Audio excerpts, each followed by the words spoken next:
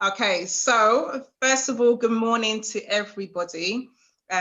Welcome to the Teen Summit virtual spoken word. It's the very first one that we have ever done. I always wanted to do one at Prendergast, but unfortunately, because of the changes of how education and having people guests coming into schools, we've just had to be really creative and still get an opportunity for you guys to have a summit, but do it virtually. Now, you will enjoy today. I'm assuming this is a different group from Monday, Mr. King. Different group? Different group. Okay, cool. Okay, right. So I'd like to always start off with saying thank you. So first of all, I'd like to say thank you to the guests for taking time out to make this all possible. I really appreciate your time. And also big thank you to the Flow Assist for providing a space like Flow Vortex for poets to go and to perform their pieces.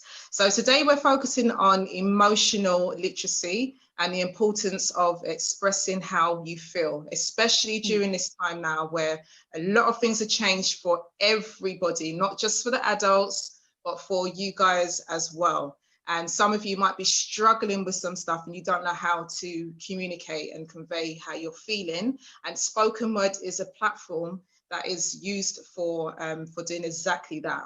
So first of all, I'm going to start with the introductions. So YA, I know that you took part in the Girls Summit this year, so thank you. I know you absolutely smashed it.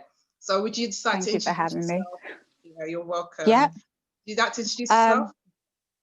I'm YA. I'm a spoken word artist, performance poet, writer, women's rights activist, young people's activist. I'm a mentor.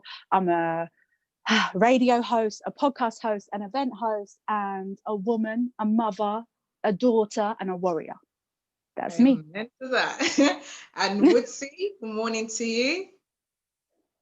Good morning. We're good? We are good. Cool. So yeah, I'm Woodzy. I'm a spoken word artist, one of the Flow poets. I was recently on Life and Rhymes, which was hosted by Professor Benjamin Zephaniah on Sky Arts. I just before the first lockdown, I was actually doing a tour in LA, so I did 10 shows in 2 weeks in LA, got back, and then we went into a lockdown, and now I'm actually starting my first set of actually running workshops myself in January, teaching spoken word. So yeah, I'm really excited for it. Brilliant, thank you so much. And the next guest that we have is Chris Preddie OBE. Are you there, Chris? I'm there. It sounds like them a little bit more turned up. You know what I'm there? We've got mothers, we've got the art form man who's touring. I ain't touring nowhere, guys. Don't judge me. I'm still a big show. Whatever. I met Lizzie. You know what I'm there? Come on. You know what I'm there? That's all I got to say. But guys, I'm pleasure to be here. My name is Chris Preddie OBE. I run an organization called Make Dreams Reality. And yeah, I'm just here to inspire you guys, but at the same time, look at you guys and sometimes always hear that we always feel like we are teaching them, but sometimes I feel like they're teaching us sometimes. So it's been nice to be a part of it. So thank you. What's your biggest achievement, Chris? My biggest achievement so far is I love the fact of how resilient I've been within my career. I believe that consistency sometimes is very important. And that is probably the best thing that I've realized about myself. So it's not even about awards and certain things. It's how much you want it and how much you're going to consistently keep doing it. And I think sometimes for anybody, if it's you kids out there, you know, you want to be a footballer, you want to be this, you want to be a gamer, whatever it is, you want to go out there into the world and be a businessman. It's about the consistency. It's about how much you're willing to keep doing it. Because we've all got dreams, we've all got gifts. But it's about how much time are you going to actually really put the work in. Yeah, I agree with you. Thank you so much. Thank you. I'm going to start the questions off. So the first question is going to go to YA. So I just want to know what your experience at your school was like for you. So what was school like for you? It's a good question. I went to school in Lewisham. So I automatically, for me, the main experience that I had was culture. So I got introduced to new cultures and a new environment daily. So I was always very motivated. I was quite academic. I always liked to persevere and do new things. So if there was, at this point, the internet wasn't as easy to access, but I would set up like my own, I don't know, IT club where people pay and then they pay. And then I'm nice to the little IT teacher. And then, you know, I was always quite quite entrepreneurial actually during school, and I didn't think I had like a wealth of opportunities, but I made them for myself, and I learned that from a very young age. So the more I tried to adapt to an environment, the more I wouldn't feel like I fit in. So then I just learned to be me. So by the time I hit year 8, year 9, I was just like, yeah, this is what I'm doing. And from then on, I found myself getting more opportunities and more nice experiences during my entrepreneurial, friendly, academic, but not too academic, in a sense where I had an understanding that as long as I'm working hard and I'm trying my best, then whatever happens, it happens. When it comes to school, as long as I just work my hardest and see how I can adapt to new situations, really. Yeah, brilliant. Thank you so much. Woodzy, what was your education like for you? Yeah, so I went to 2 schools. Until year 9, I was at my local school. So I actually live in Surrey, so a place called Reigate School. And then after year 9, I actually went to the Brit School for year 10 and 11. And from year 7 to year 9 at my local school, I really struggled to fit in. So I struggled to kind of make friendships. I didn't really feel like I was kind of understood. And I guess it's because I was very creative and I wasn't around a lot of creative people.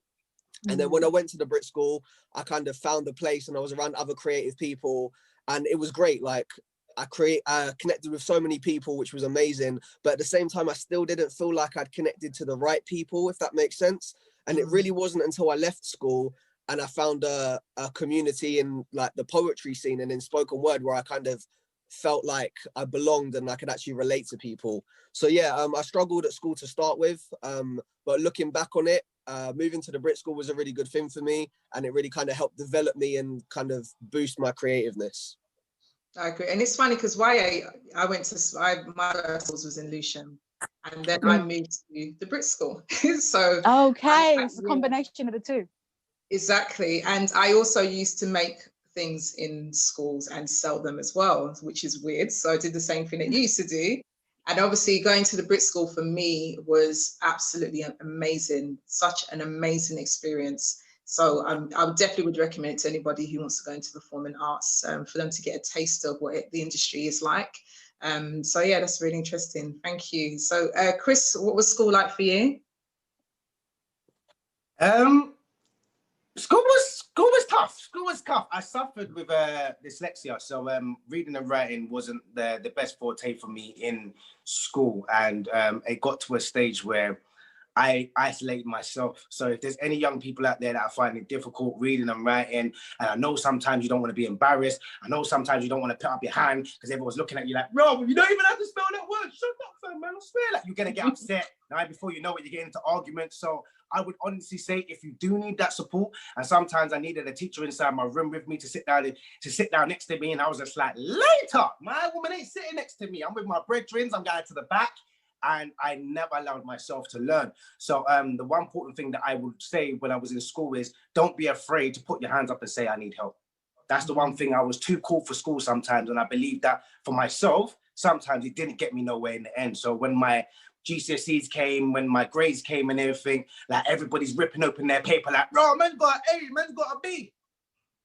I didn't get A's and B's. I'm not going to lie. I didn't even open up the paper because I already knew what I was getting. And that's only because I didn't want to apply myself. And that was only because there was 9 times out of 10, I wanted to be the cool one in class. I wanted to get kicked out. I wanted to be the corridor walker. I wanted to go to the window and be like, and get on everybody's nerves and get suspended and get detentions.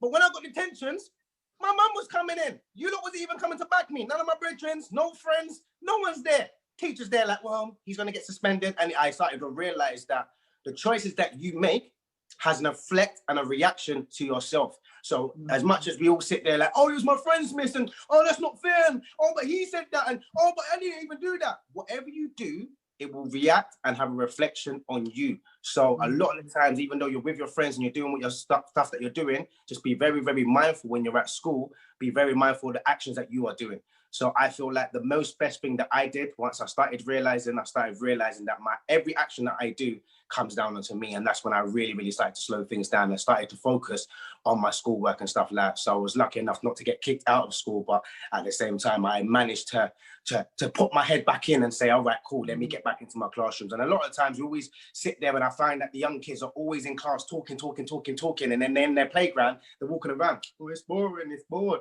I'm bored. It's only 60 minutes, with 60 minutes now, hour, sometimes some of the classes are a little bit longer. But guys, just think about it, it's only an hour, only 2 hours. And by the time you finish that, you can go into break and just break your day down. I used to just break my day down. I used to do like first period, second period, break, third period, full period, lunch. Fifth period, sixth period, I'm going home. That's it. Break it down. Don't come in at 9 o'clock and think, oh my God, this is long, the whole day. Try and break down your day and make it much more easier for yourself. Yeah, I agree. And I think one of the things that, you know, when I remember being at school, we always used to say that school's boring. But then when we had half terms and the 6 weeks holidays, we were bored then. So the exact thing that we were moaning for, the extra time to sit down and watch TV, was exactly the thing that was causing more boredom.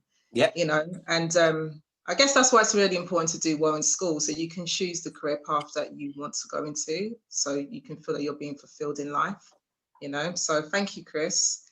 So YA, my question to you and to everybody else after would be, how has spoken word helped you with your expressing your emotions?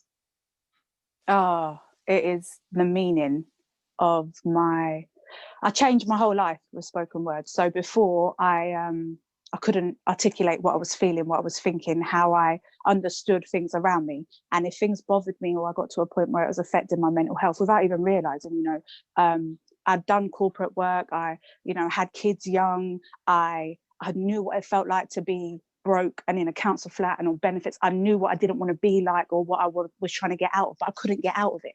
I couldn't get out of this mentality where I knew what I had in me, but I couldn't work out what my power was. And then when I started writing, it changed. It changed the whole game. It changed everything. And it allowed me to access a power within me that I didn't know I had. And so for me, in response to the question, spoken word just allowed me to become me. So the me I am now, and this is the me I'm happy with, like I love me right now. And that's because of spoken word. That's because I use my art and I create using words in a way where I feel good about myself and I know myself, and I'm happy to then encourage other people to access their truth as well, because we're all going through things, we're all feeling things. And if we don't write about it, how are we supposed to even understand what we're feeling? You know, you're just bottling that up, internalizing it, holding it, and then you're walking around with that energy and you like, this is any way to live. It's not. Write it out, talk about it, get the message, even if you need to hear it, you know, get the message for yourself, from yourself. So yeah, it changed my whole life. Oh, thank you so much. And Woodzy? Yeah, so for me, like I said earlier, when I've kind of found spoken word, I found like a community, and it's been so long since I kind of felt like I fitted in anywhere. And being around poets and spoken word artists, I really felt like I actually belonged somewhere. And being able to write, especially as a man as well as a male. So like when you're in school, you're not really able to express yourself. And I feel like through spoken word, it's such a powerful tool to be able to use. And even if you write poems just for yourself that you don't want to share, it's such a great way of kind of self-therapy, being able to write something down. Maybe you look back at it in around a month's time and you feel completely different. You're like, wow, I felt this way around a month ago and now I'm feeling so much better about it. And then also being able to connect to people. So like the piece I did on Sky Arts, I actually wrote a piece called Man Down, which is all about men's mental health. And I wrote it for a friend of mine who really struggled with his mental health. He came out the other side of it and then created his own boxing company. And he's now doing really well. I reached out to him and said, I would love to write this poem for you. I put the two together. And by me writing that piece, I was then able to go and perform it on Sky. I performed it in Brighton at the Big Sleep Out last year, which is a festival for homeless people, figuring out what it's kind of like to be like spending a night in their shoes. And I actually had a man come up to me in tears afterwards, just saying, thank you so much for being able to talk about it. So if I'm able to impact just one person by being able to do my spoken word, I think it's such a powerful thing. And I'd encourage anyone, if you don't really like writing, literally just try and write something down. It doesn't have to rhyme, doesn't have to be amazing. It just has to kind of help yourself. And I think as well, like in terms of if you're not very good at writing, then everyone has access to a phone.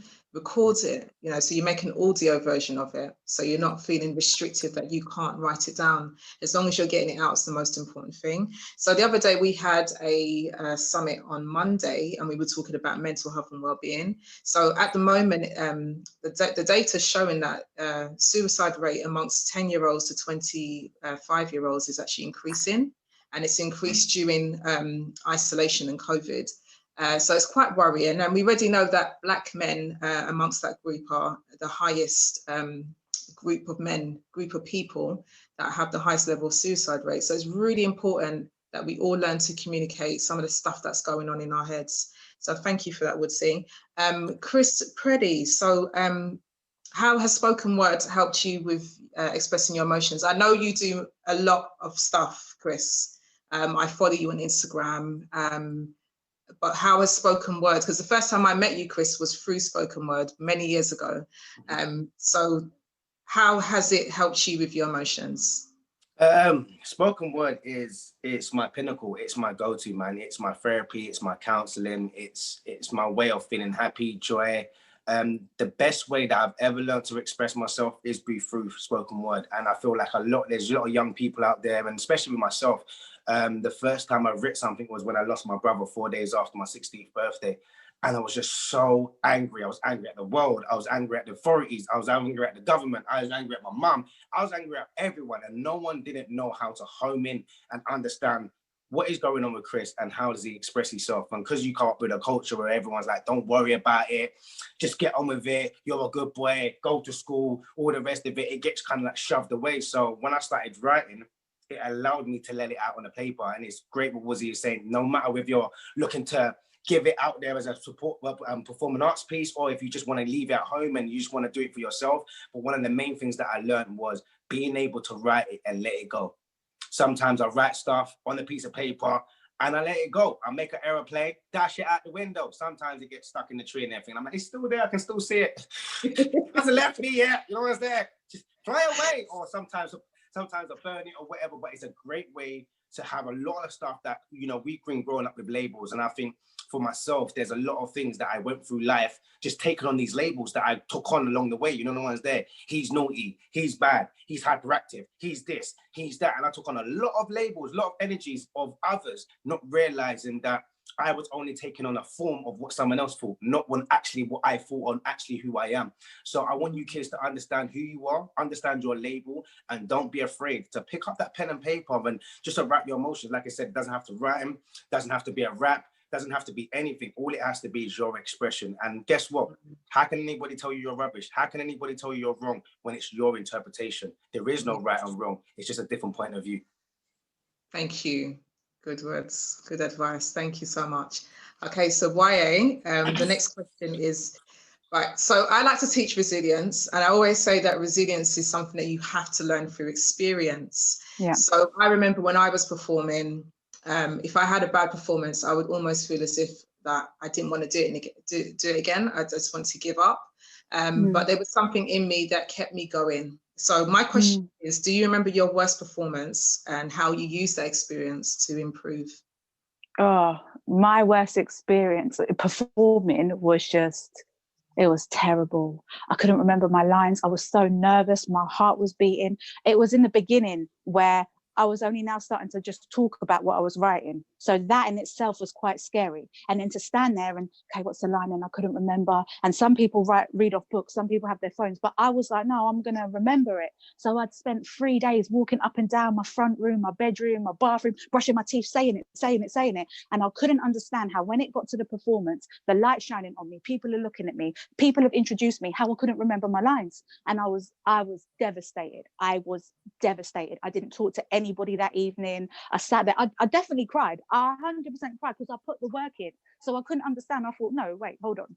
This doesn't add up because I put the work in, but I still didn't remember. But then I realized there's a whole different element and a whole different craft that needs to get mastered. So writing and performing, or memorizing and performing, are two different things. So my worst experience was when I couldn't remember the lines, stood there on stage, my heart's beating, I don't know anyone, people don't know me, oh, they're going to think I'm bad now, no one's going to rate it. Then I realized I just need to rate it. Don't really need to care what other people are thinking. I need to do it for myself. So it helped me, because that experience allowed me to come back and not care, because I was putting too much responsibility on everyone else. You guys need to hear me. You guys need to know. I've got a message and I've been, no.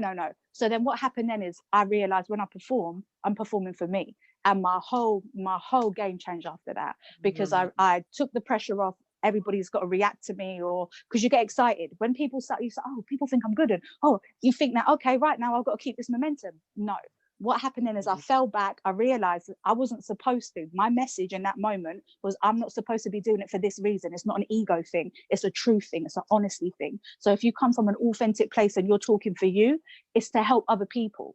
It's to help other people with your message. And my worst experience of not remembering anything, getting completely humiliated on stage, being introduced, people expecting me to be good, I just flopped. I flopped the whole thing. But it made me change my whole game after that, because I reassessed what it is I wanted from performing.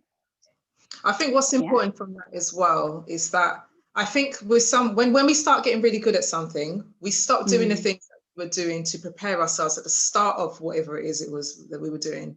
So if you're somebody that is, I don't know, maybe a footballer, as an example, because we did that on Monday, like once you get signed pro, you think that is it. That's when the hard work still needs to continue. People start to drop back because they feel overconfident about their skill. So the point is that you still need to keep on building, working on your craft. So important. Thank you so much. Woodzy, do you remember your worst performance? Yeah, so it's pretty much along the same kind of lines as what YA was saying. So it was kind of near the beginning of when I was performing, and I got to a point where I thought I could perform without reading it. And I'd rehearsed it, and like YA was saying, it was all good when I was driving, when I was at home, everything was fine. I got on stage, I got halfway through the performance, and there was one line, and it just threw me off the whole performance. And then I was like, oh my God, I can't remember it. And I had this really awkward point of, sorry guys, let me just look it up on my phone. And yeah, it was really awkward. The audience were really like forgiving though. They seemed to understand, because I feel like a lot of the people there were kind of poets as well, so they'd been in the same sort of position. So I was kind of lucky with that one. But yeah, it was just really awkward, because then I couldn't find the actual thing on my phone, and it felt like it took 2 hours on stage. It was probably only around 30 seconds, but for me, I felt like it was taking 2 hours to find it. I finally found it, and once I had that one line, then I was able to do the rest of it. So sometimes it's all about just one little line will throw you off, which is sometimes is really, really annoying. But once you get past that point, then you're able to just keep on going. And I feel like the best way to do it, to get past that, is to literally just rehearse it as much as you can, try and live with the piece. And what I do as well when I'm learning pieces now is I try and learn them speeding up the pace, also slowing down the pace. I also try and read them in different accents as well, just because that way you're really getting to learn the kind of piece that you're working with. Brilliant. Thank you so much. And Chris, same for you as well. Everyone had really nice ones and everything. I've had a few, but I'm not gonna lie. One of the most for me anyway, like I would say, like when one time I was going to perform for Kojo. It was Fresh Prince of Hackney, and I was just like, all right, cool, everyone's there. It was Ram, and I will say to you kids, this is something that I try to do. Don't try and add stuff in. I tried to add something in the performance. Like, I had it down to the T. I mean, I was working the crowd. Everyone was looking at me. I said, yeah, I've got this, you get me? So I'm doing my bit, and I had a small little bit where I was meant to say, let's get married. That's it. Let's get married. That's all I wanted to say. I tried to throw a little jagged edge in there. Let's get married. I can't even sing. I flopped.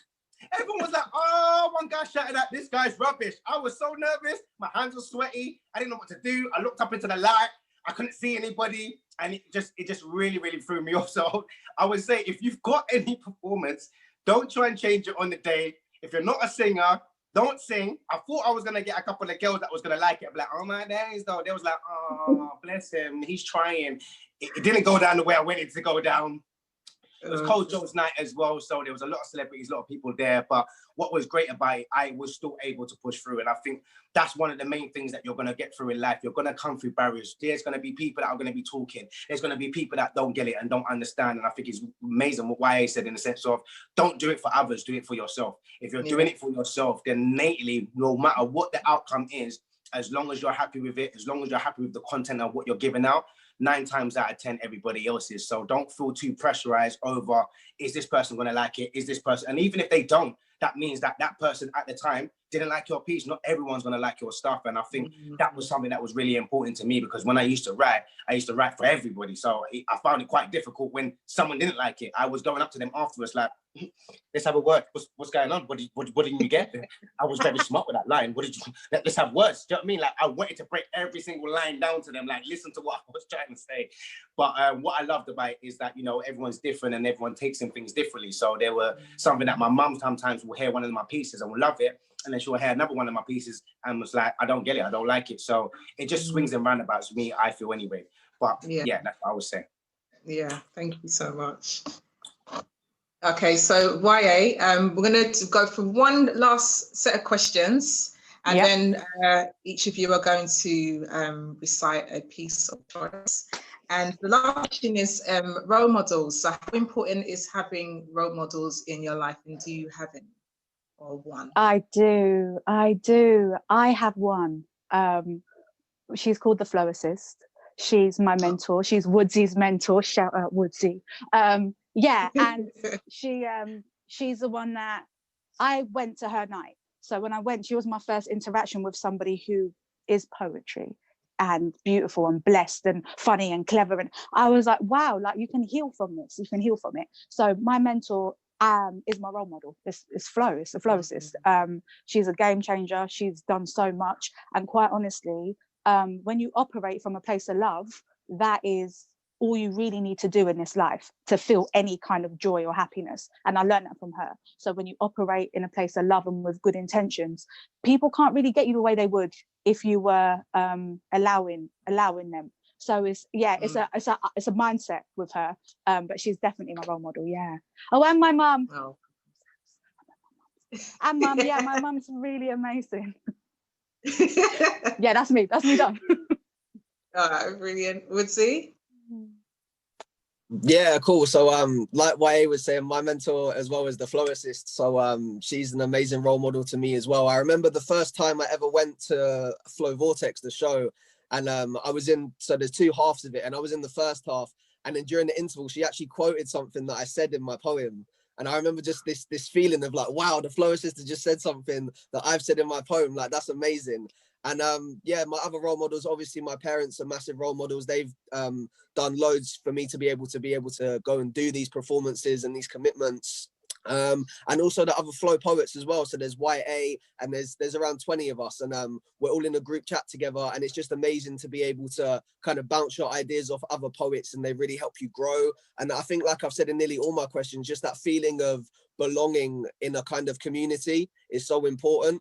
And yeah, so they're all my role models. Oh, bless you. Chris? Well, it's a lot, mate. It's a lot. I need to be a part of this group. You know what I'm saying? Right. Myself, like Tim Chris.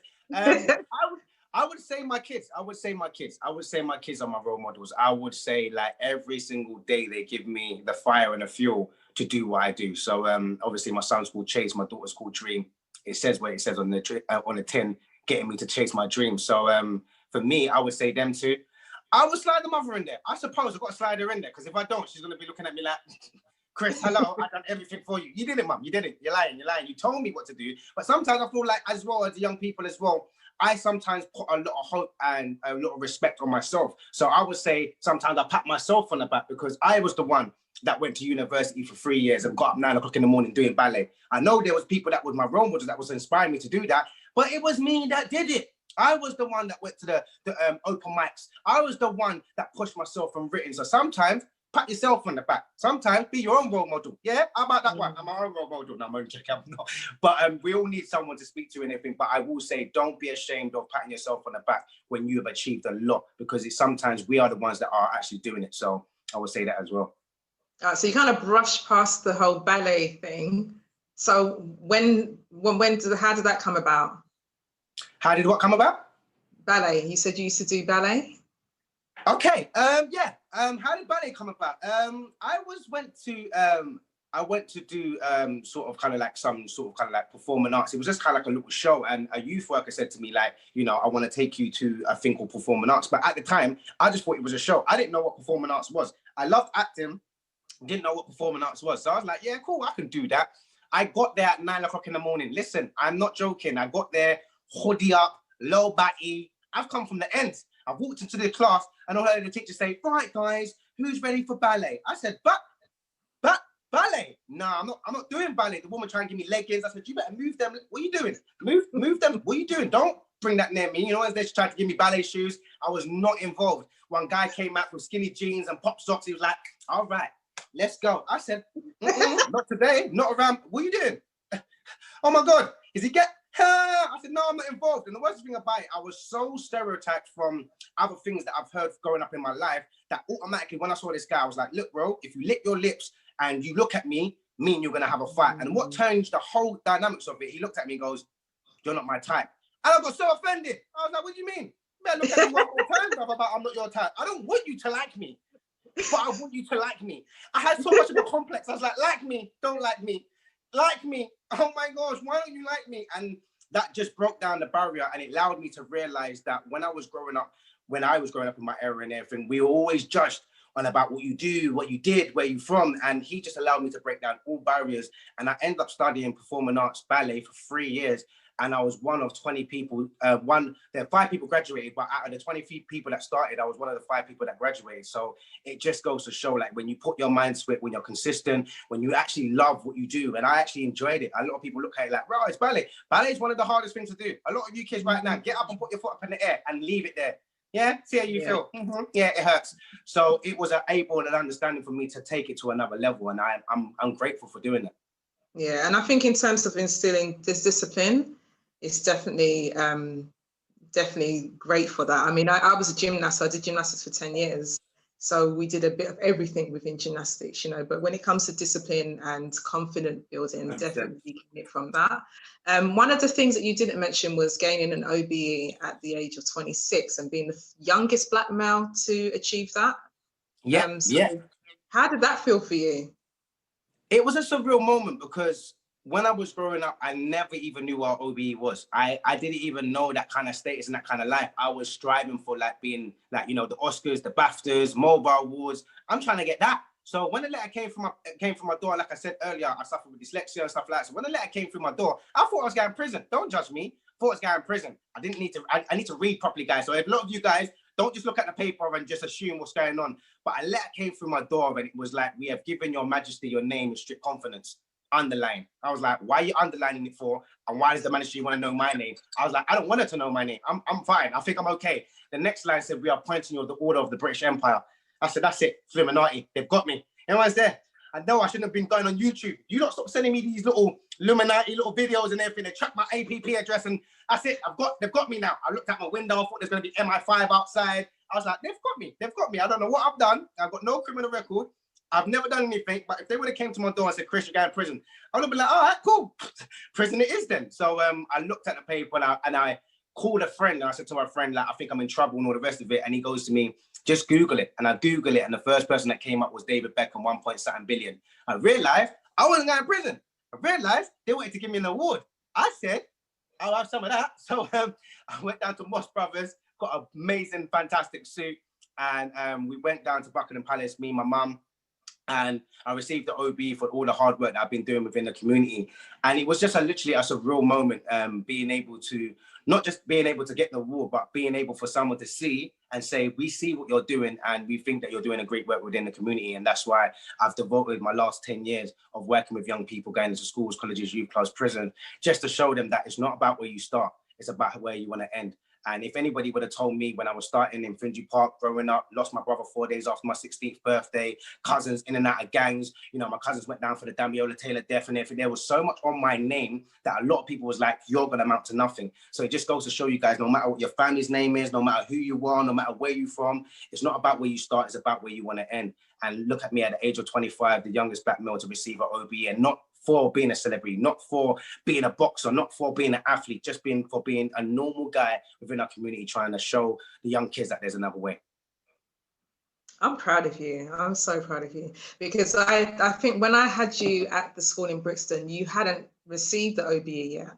So when Yeah. I was trying to find you again online, and then I Googled it, and I was like, oh my goodness, he's got an OBE. I was so proud, because I remember when you did that workshop, and I phoned you after, and I said, never ever do a workshop for that amount of money.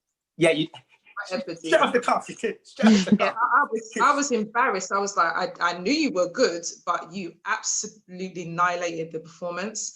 And I think one of the beautiful when Chris came to the school was that he really encouraged the boys to write. A lot of the boys started writing poetry in lunch times, break times, you know, and then they related to like rap to poetry, and they can see the connection a little bit more. Yes. So thank you so much for leaving that impact on the students and myself. No, thank you so much. And it's amazing that you've been on that journey with me. So thank you. Oh, bless you. Bless you. Okay, so we come to the part, students, where the poets are going to recite a piece that they've written for you. So what we usually do in poetry scenes, instead of clapping, we do this. So we click our fingers. So if you want to, after their performance, so if you hear something that you like, they drop a line and you're like, oh, and you can just do this, yeah? So you can click your fingers. So we're going to start off with YA. So I don't know if you'd like to introduce, say your name, state your piece. There you go. YA, the usual remixes.